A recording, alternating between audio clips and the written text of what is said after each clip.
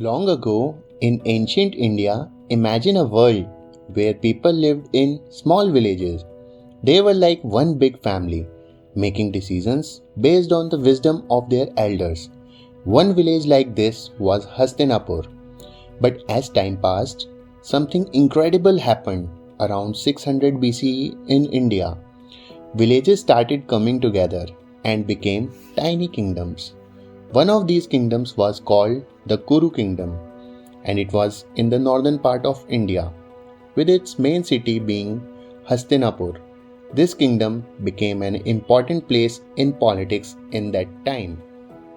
But the real adventure began with a young hero named Chandragupta Maurya. He was still a teenager, but he had dreams of conquering an entire empire. Isn't that amazing? He was like a superhero in the making. What kind of adventures do you think a teenager hero like Chandragupta might have? However, every hero needs a wise mentor, right? Chandragupta found his mentor in Chanakya, a brilliant strategist and counselor. Chanakya had a special book called the Earth Shastra. It was like a magical spell book, but filled with strategies for winning battles and managing money. Imagine what you would do with such a book. Together, Chandragupta and Chanakya made an unbeatable team. Their first mission was to defeat the powerful Nanda dynasty, and this marked the beginning of Mauryan Empire in 322 BCE.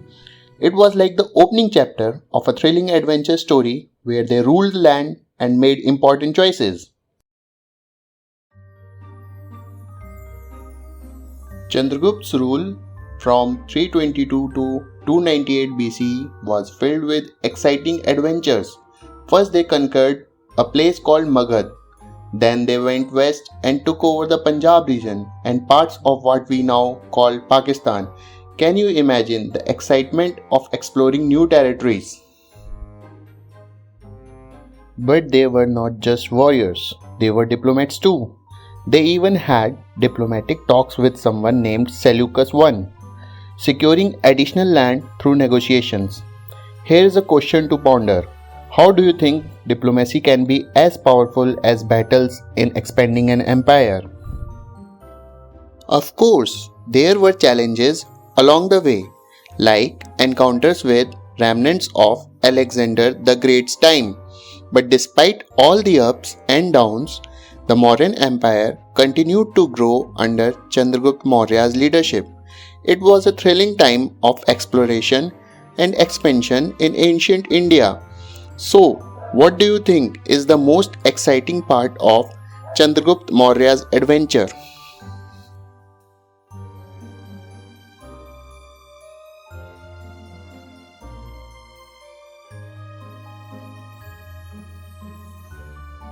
Now that we have explored Chandragupta Maurya's adventures, let's jump into the captivating world of his economy and trade. Imagine the Mauryan Empire as a colossal kingdom bursting with riches. They were super smart at farming and even built canals to water their fields, ensuring a surplus of crops. This meant lots of food for themselves and for trading. But what's really exciting is their trade routes like Silk Road. Think of these routes as super highways for trade with far off lands. Along the way, people from India exchanged amazing things like silk, spices, shiny metals, and beautiful artifacts. They even minted their own coins, making trade run as smoothly as well-oiled machine. Now, here is a thought. How do you think they collected money to run their kingdom? Well, they were experts at collecting taxes, just like how the government collects money to work. Skilled officials made sure everyone paid their fair share. Can you imagine what it would be like to be a tax collector in the Mauryan Empire? But that's not all. They made friends with neighboring kingdoms, even those from Greek culture. Imagine them as friends swapping stories and recipes, enriching their world with new ideas. What do you think they talked about? What recipes do you think they exchanged? The Mauryan Empire was not all about farming and taxes. They had incredible artists too. These artists crafted breathtaking treasures sold in bustling cities where merchants displayed their homemade wonders. It was like strolling through a lively market filled with dazzling surprises. Can you picture yourself as a shopper in one of these bustling markets? What treasures would you hope to find?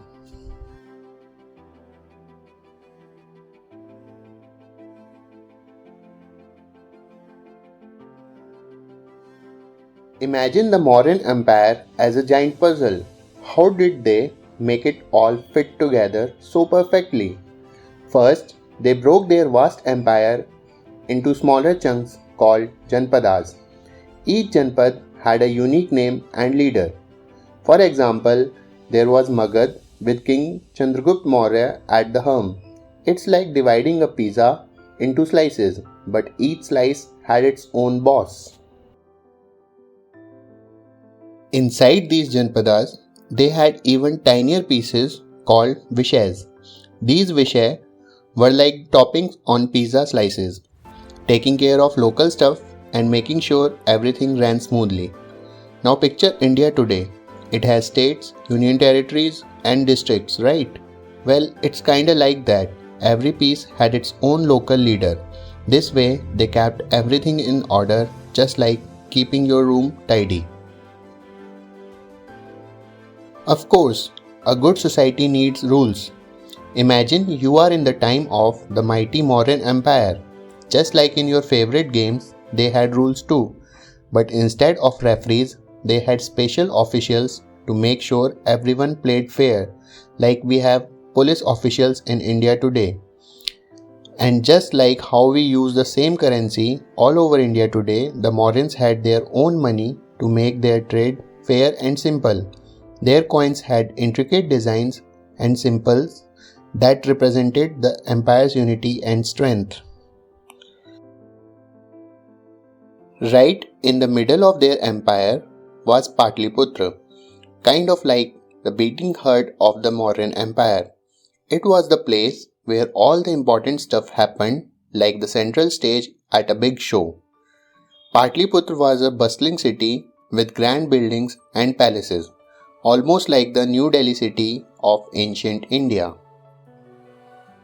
So, think of Mauryan Empire as a fantastic orchestra with organized sections, clear rules, and a dazzling spotlight on the main stage. That's what made the Mauryan Empire super powerful and efficient in ancient India.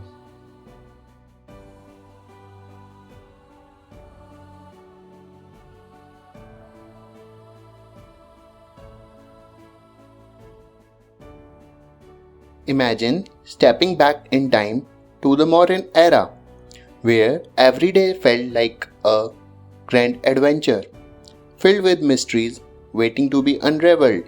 The people of this era were like explorers, always seeking knowledge and wisdom. But what drove their unending quest for knowledge? Ayurveda, an ancient system of holistic well being, was at the heart of their discoveries. They didn't have modern medicines, but they had something just as amazing: the power of nature. They used plants and natural resources to heal and keep people healthy. Can you believe that nature itself held the secrets to good health? Now, picture yourself stumbling upon a book unlike any other. It's called the Purans, and it's filled with mesmerizing stories and profound teachings. These stories covered everything: gods, the universe, history, and even how to be a better person. Imagine reading these tales and feeling a sense of wonder and enlightenment. What stories would you want to explore in these Purans? Just like today's universities, the Mauryan era had special places for learning, like Takshashila and Nalanda. These were ancient universities buzzing with excitement. People came from all over to gain new insights and share their knowledge. It was like a giant brainstorming session where ideas flowed like a river. If you could visit one of these ancient universities, what would you want to learn or share? So, in the Mauryan era, it was not just about conquering lands and ruling effectively. It was an era of expanding knowledge, captivating stories, and birth of places of enlightenment that would shape India's intellectual legacy for generations to come. But here is the real twist in our story. Chandragupta, our fearless hero, suddenly disappeared into the mountains. It is as if he became an ancient superhero, retiring from the public eye and leading a hidden life. What do you think might have led him to take such a mysterious journey into the mountains? What secrets do you think he might have discovered there?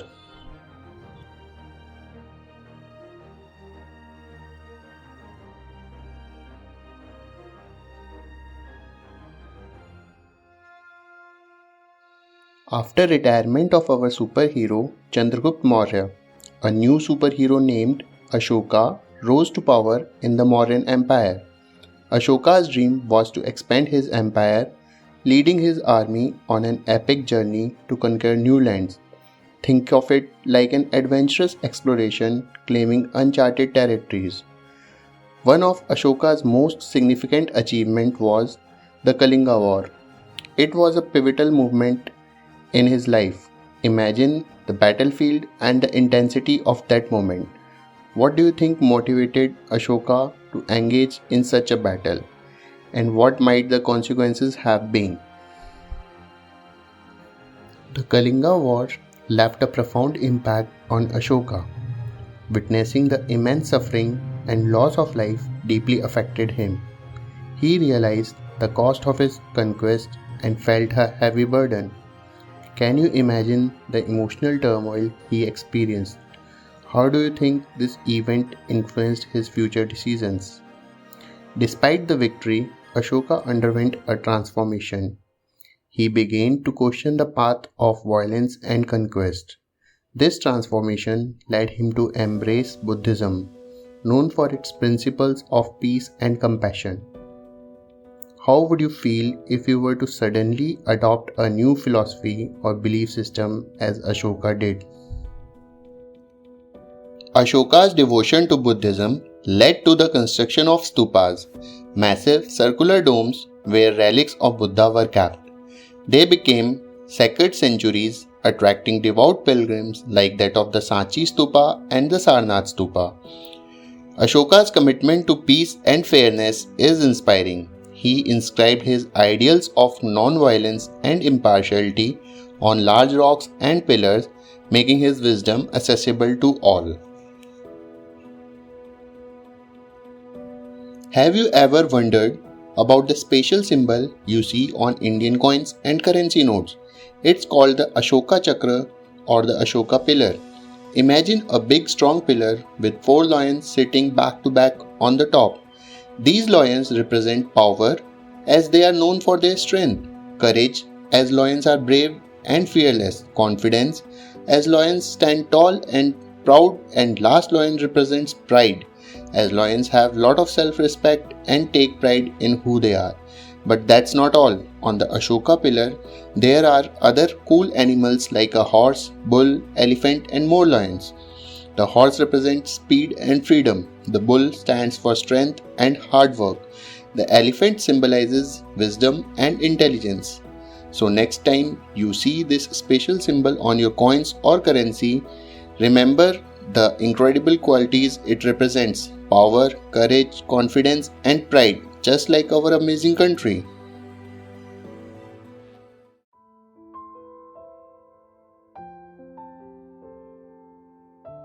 Now, let's think about this.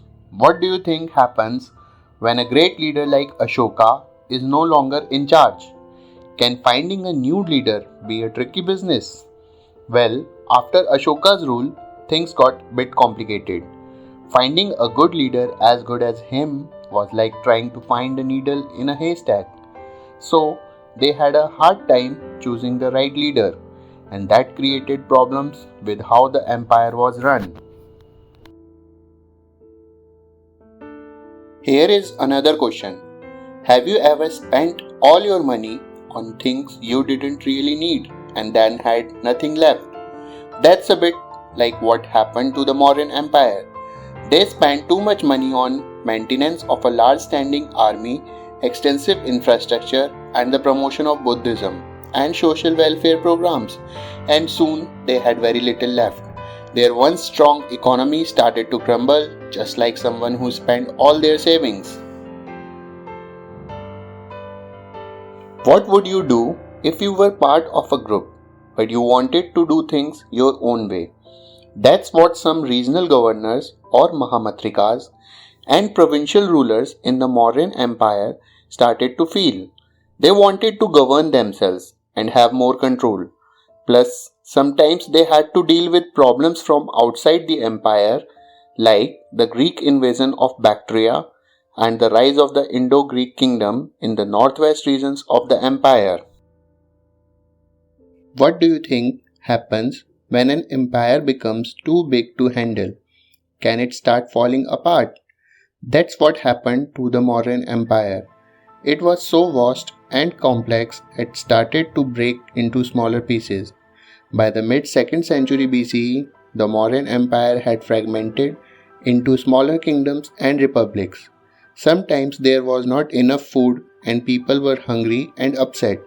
There were even arguments and unhappy people, which made it even harder to run things smoothly.